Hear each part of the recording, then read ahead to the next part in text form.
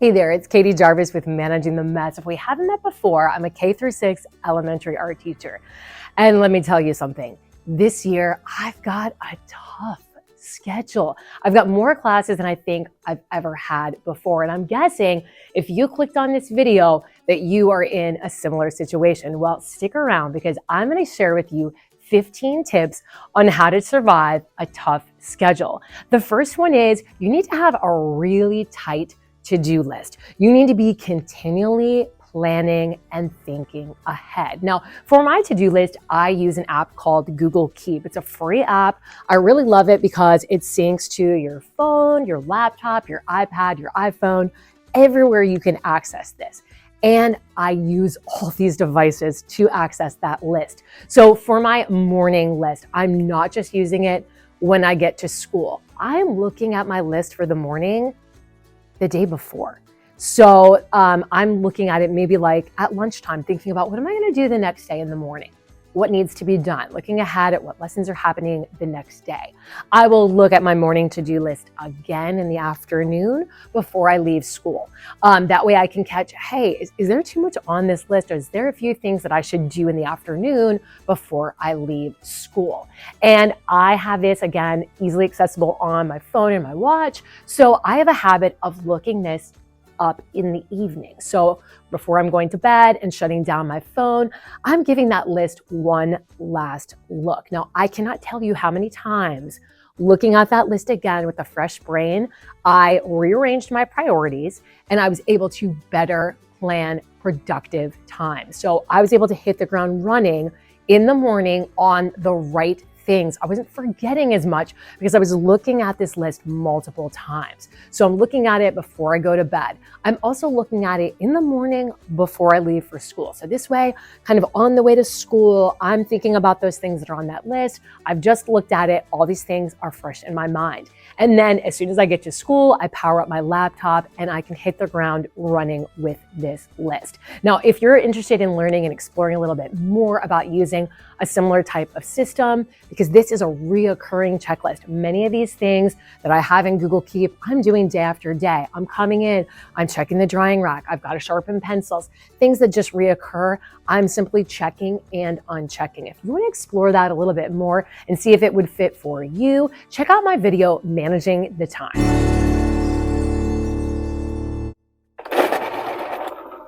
Make sure you not only plan ahead, but you get your prep done ahead of time. You already are in a stressful situation. You don't want to be cutting paper or pouring paint 2 seconds before a class comes in. If you've got lots of classes and a crazy schedule, chances are you've got piles of artwork in your room. Make sure that you have a system that works really well for you of how to manage the artwork. For me, my system involves using pre-printed name tag labels along with student seat numbers. I have table folders, but I also have class folders. If you're interested in learning a little bit more about the system that I use, check out the video, Managing the Artwork.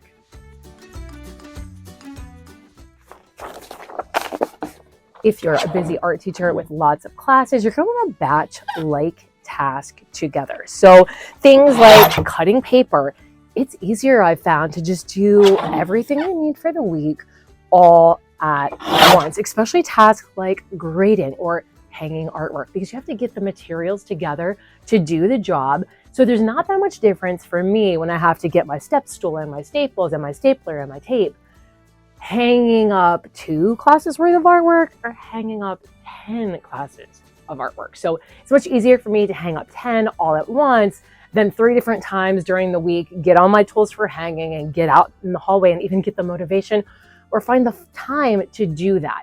I especially think this is helpful with making copies, because when you go to make copies, you really never know what's going to happen. Sometimes you show up at the copier, there's a line of other teachers. Sometimes you have to stop and refill the paper.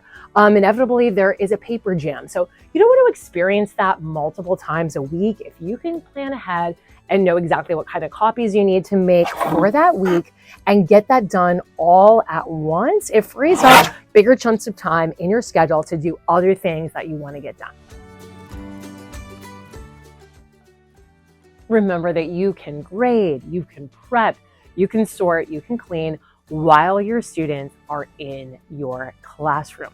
Now, I'm lucky enough that I have hour-long classes, so there is sort of this middle of the class time where my students are in the groove of working, where they know that I am also working. So I might be grading some things from other classes. I might be going around with my seating chart or my grade book, and I am grading what they're currently working on. This is a wonderful strategy because then when that class leaves, I don't have anything to grade. It's already done when they walk out the door. Another strategy that I would recommend for you that has worked well for me is that when your students are watching a short little video clip, whether it's something that you've made to guide the instruction or it's like a scratch garden video or something like that, have something there and ready that you can work on. Now, I know everybody loves like the Roy G. Biv song, and I played that, 4 times this week with my kindergartners. Could I sit there and watch it and enjoy it each and every time? Yes, but I used that time to write in my effort grades for the previous class. It was a small little tiny task that I could do, but I thought about this ahead of time and I had it sitting right underneath my laptop, so it's easy to get without disrupting the kindergartners.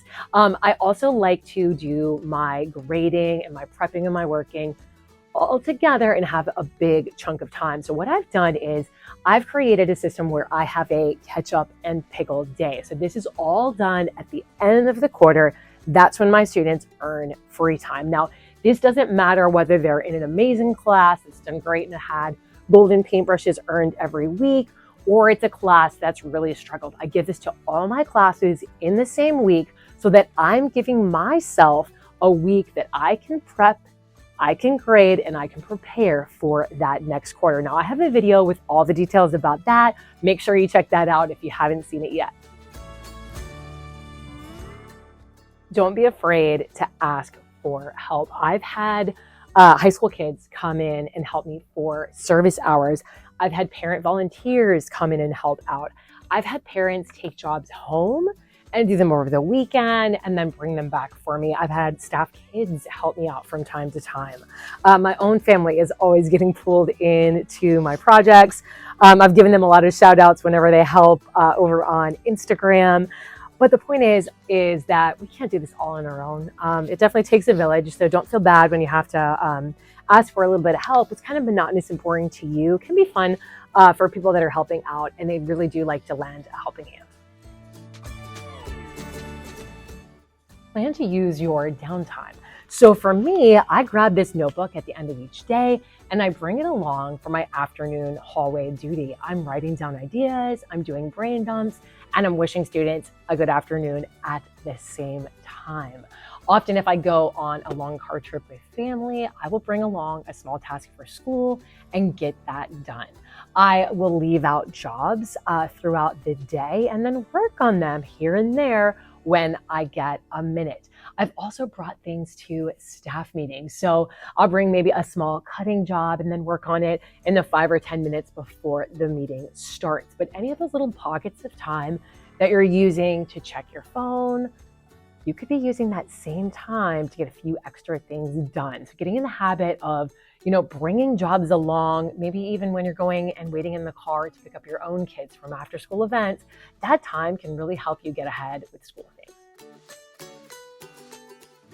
I've surveyed Managing the Mess viewers and found out from you that one of your big concerns is classroom management. Now, this is at the forefront of my mind as well, because in a busy year, you have to be on top of student behavior. You want to have things in your room running smoothly, and that's going to make everything else that you do more efficient. Now, what I would recommend doing is taking some time to watch some of my videos. This is going to help you to learn and grow and find your teacher voice and make this work in your classroom as well. I have videos about managing the talking, about how to deal with students that are not following directions, how to tell if you're giving good directions. And I even have a video that breaks down my specific management plan and explains what I do for class managed behavior and for individual student behavior. Have your students help you with task. You can do this as part of your cleanup. So sometimes I'll have students, put things away and then ask them to fill up the water cups for the kindergartners.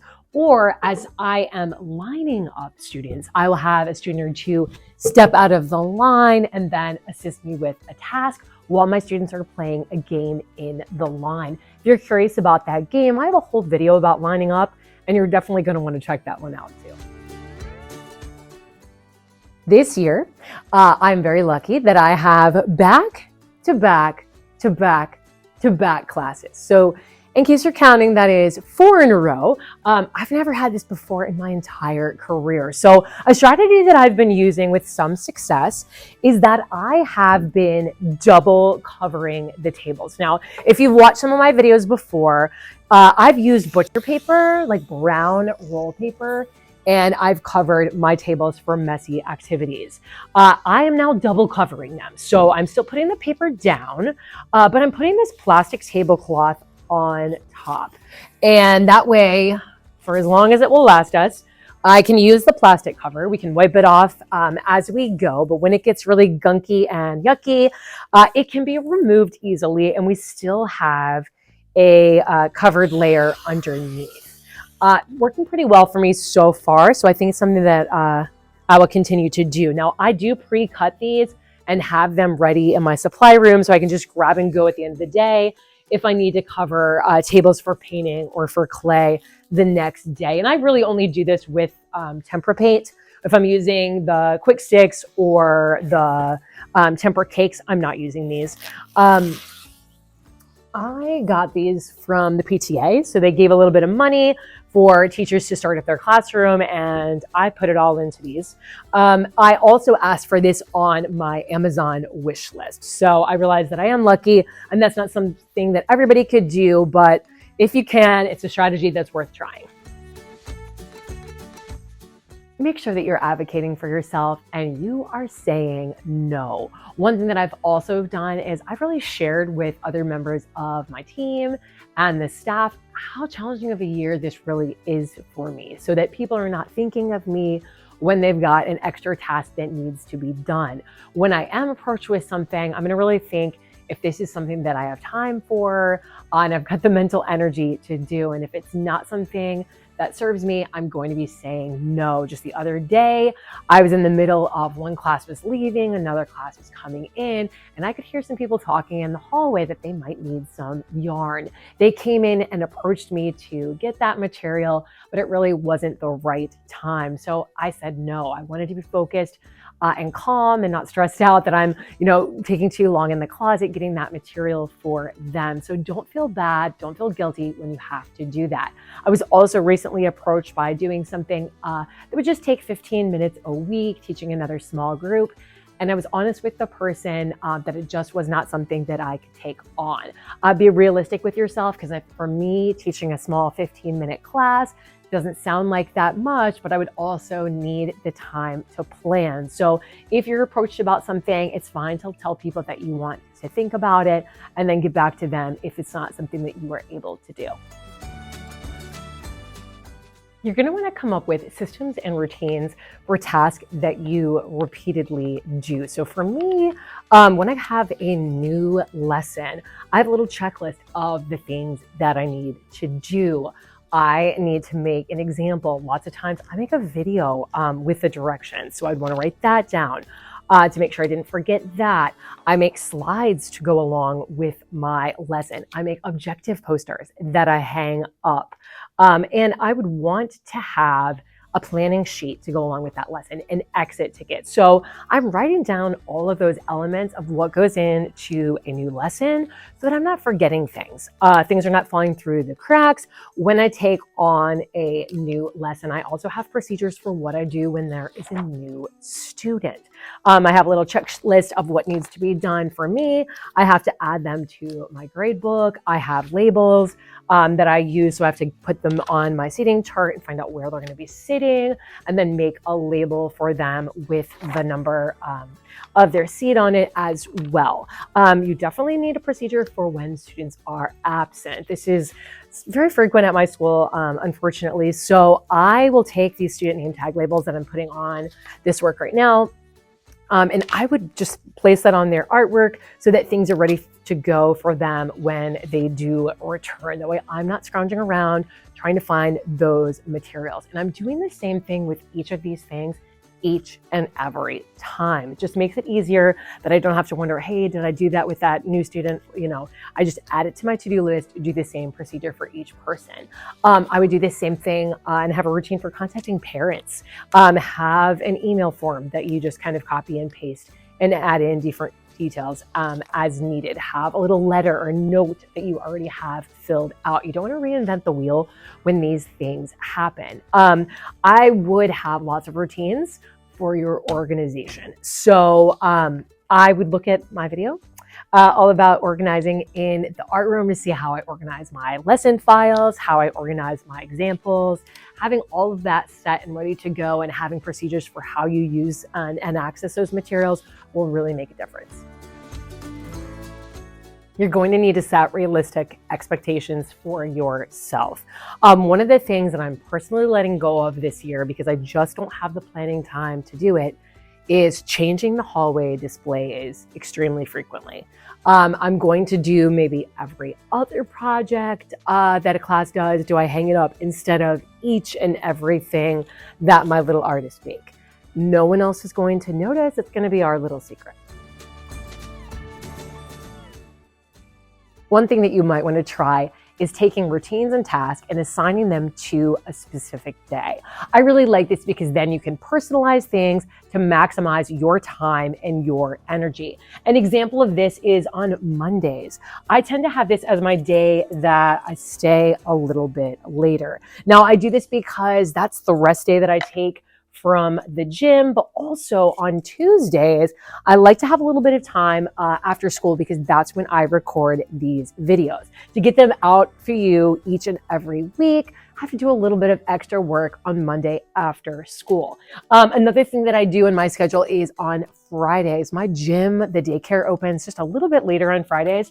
So I find that that's a really good time for me to hang artwork. So I save my artwork through the week that I have graded, and then I'm excited to hang up. And by Friday, you know, I'm just kind of done. I'm sick of being in my room. So getting out in the hallways and kind of chatting with people as they're leaving for the day is kind of a fun, energizing way for me to end the week. Make sure that you're putting boundaries on your time because no one else is going to do this for you. For example, your lunch break. Is that a time when you want to do a little bit of work and get ahead? Or is this simply a time for you to relax and recharge? For me, I set an alarm every day to alert me that it's time to start wrapping things up and to get ready to go home. So I'm honoring that commitment that I've made to myself. If you're still watching up until this point of the video, be sure that you have already liked and subscribed, and I'll see you in my next video.